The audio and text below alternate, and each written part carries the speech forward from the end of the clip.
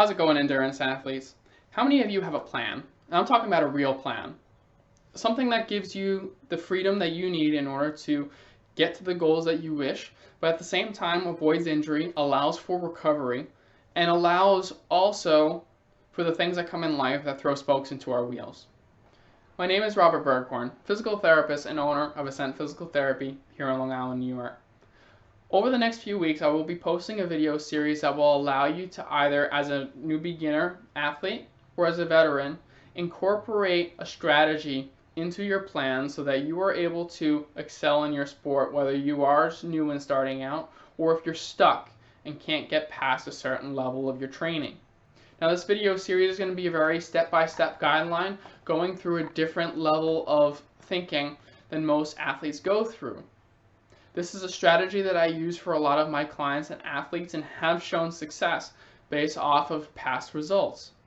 Now, this strategy is not built for everybody, but it can be built in with bits and pieces to allow you to fill in the holes that are currently in your plan or give you a starting point for you to go from. In this first video, I want to just give you a breakdown of what this strategy is and how it can be incorporated into your program so that you are able to get the results that you need.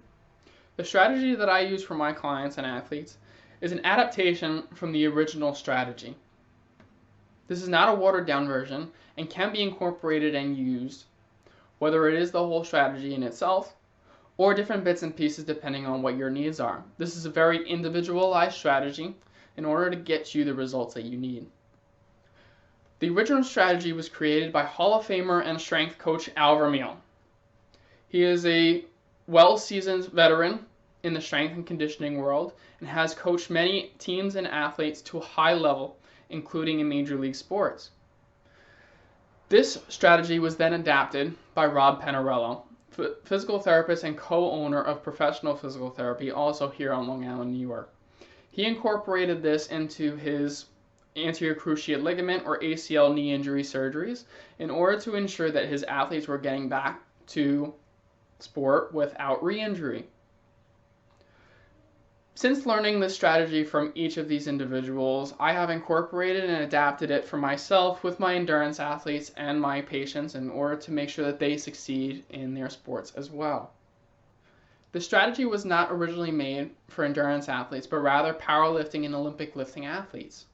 Now, some of you at home may be thinking, why do I need to be going through this strategy, or why am I listening to this video if this was not made originally for endurance athletes?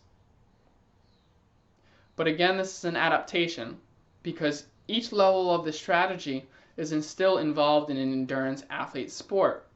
Just like with Olympic lifters and powerlifters, we still need mobility, we still need flexibility, we still need strength, we still need power, we still need speed. So therefore, each level of this strategy is something that can be incorporated into a plan for an endurance athlete so that you are able to excel. Now, if we look to the image here, we see that this is a pyramid. Now, pyramid has different levels to it, where each level kind of allows for an ascension to the next level. You cannot have or cannot master the next level without having mastery of the level before. Now, this doesn't mean that if you don't have enough flexibility or mobility that you can't train or you can't perform in your sport, but at the same time you may be performing with some limitations or maybe leaving yourself open to possible injury. As you can see with each level of this pyramid in the image right here, you can tell that there is different levels to that pyramid. Now, with that pyramid, you start down at the bottom and you do your testing and retesting. Now, this is something that you can incorporate either at the beginning of your training schedule or something within the middle to make sure that you are checking and rechecking. And that we will explain in future videos of what you need to go through in order to do so. From there, we need to be able to have appropriate muscle recruitment, mobility, and flexibility. If you do not have appropriate activation, then you cannot have the strength to go through it, which would be first developing a work capacity. Developing that work capacity is important because if you don't have a work capacity, how can you compete in a 5K, 10K, 25K, or even an endurance triathlon? If you do not have a work capacity, then you cannot have strength. You first develop the work capacity to do an activity, and then you develop the strength in that activity.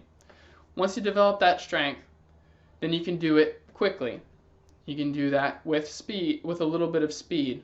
Being able to go through a movement and doing it with force is what you need to do in order to go through explosive strength. From explosive strength, then we go over to reactive strength. Reactive strength is your jumps, your plyometrics, your bounds, your lunging, your running.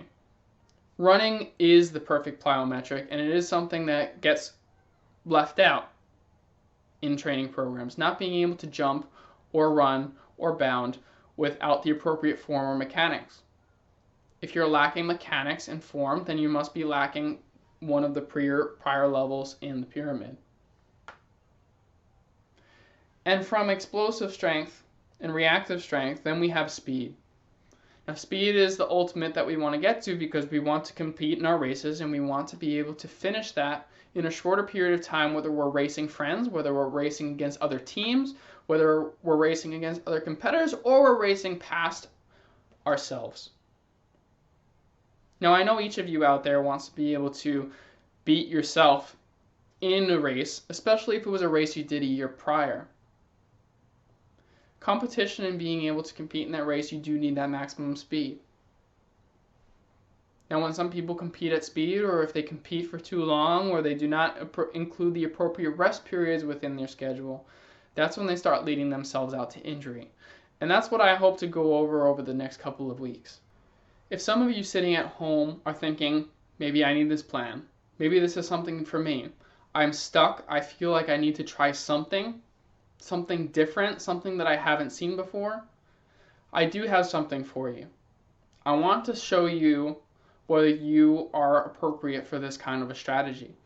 Therefore, if you are interested in learning more about this plan and whether this plan is best for you, there is a link down in the description below to allow you to take a quiz. Now, this quiz is going to give you different questions about what you're doing already and what you could possibly do in the future, and also ask you questions to test your knowledge a little bit of what you need as an athlete.